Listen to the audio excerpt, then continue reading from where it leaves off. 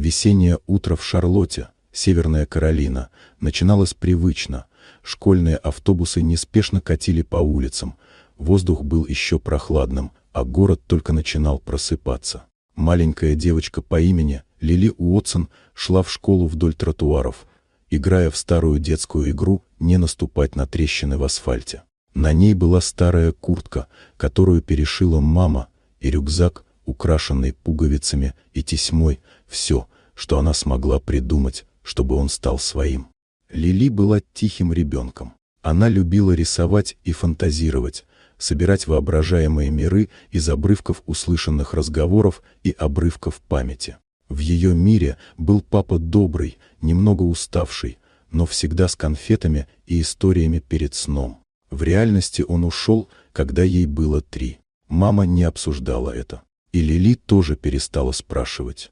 В тот день в школе проходил праздник семьи. Украшения, открытки, песни – все готовилось к важному мероприятию.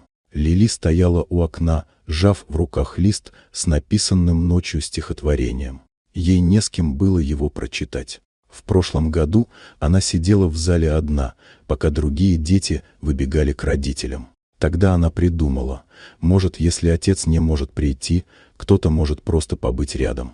В школьном холле висела фотография мужчины в костюме с надписью «Благодарим Марка Риверса за поддержку школы 18». Она вспомнила его, богатый, важный, как из телевизора.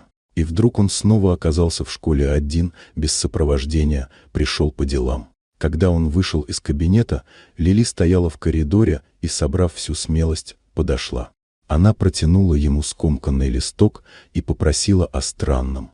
Просто быть в зале, просто послушать. Он молча прочитал стихотворение. Потом кивнул. Не обещал, просто сказал «Я подумаю». Зал был полон. Родители усаживались, готовили телефоны, дети репетировали. Лили сидела с прямой спиной, не отрывая взгляда от двери. Надежда была маленькой, почти незаметной, но она жила в ней.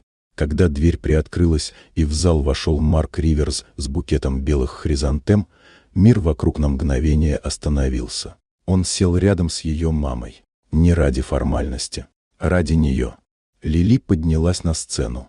Голос дрожал, но она говорила четко. «Я нарисую папу в сердце. Где он живет, хоть не со мной. Он не герой с картинки светлой. Он просто рядом, хоть другой». Когда она закончила, в зале было тихо. Марк встал и подошел к сцене. Протянул ей цветы, наклонился и сказал: «Ты большая молодец, Лили». Она кивнула и обняла его. Просто, искренне. Он ответил на объятие медленно, но без слов. И в этот миг, пусть на 1 минуту, они были семьей. Вот такая удивительная история. Дорогие друзья, если вам понравилось видео, поставьте лайк, а также подписывайтесь на канал, впереди еще много интересного.